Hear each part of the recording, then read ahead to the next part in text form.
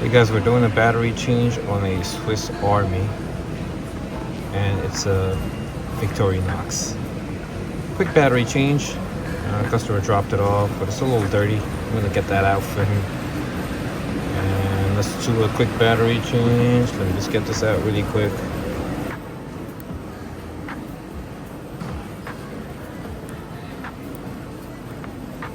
If you don't clean this, it kind of just like, this dirt that just sticks out right by the back case will usually end up falling inside. So it's best to just clean it with something like I use this. This is really good. It's soft, it doesn't scratch. Get it as good as possible. And use one of these wrenches. These hold better.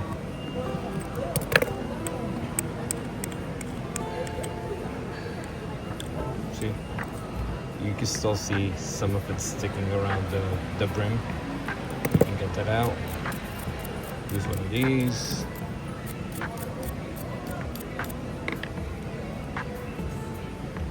Okay, so this has like a clamp on it. We can use one of these screwdrivers to get it out. Alright, so I'm going to get this screw out with this fine screwdriver right here. All you have to do is just slide this out, unscrew it, slide it out, and you can take the battery out.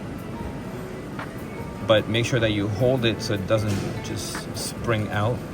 So it'll be better if you just hold it from here, on the bottom here, and then take the screw out.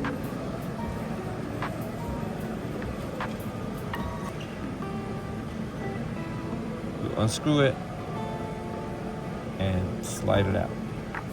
Don't take the whole thing out, just unscrew a little bit, make it a little loose, and you can push the battery out with any tool. To be honest, you can use this too. Okay, this is a 394 battery. Okay, 394. I'm going to use Maxell. Make sure that the expiration date is good.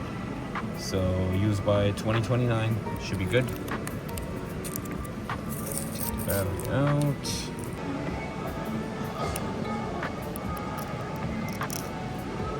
Slide it in. Once you slide it in, okay, look. So basically, you're gonna hold right here. Gonna hold it down like this and slide it just. Alright, I did unscrew the screw a little more to get more room because it was a little too tight. And once you have that, you can just slide it just like that underneath it.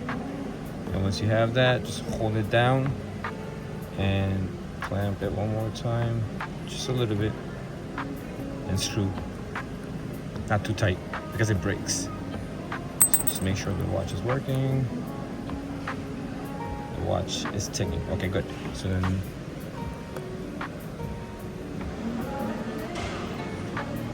make sure that the back is good. You don't have to always lubricate it. If it looks good, you can just do it without it. This is for people that are doing it at home. Obviously, you don't have to, because if you see the damaged gasket, then yeah, you would have to order the gasket again.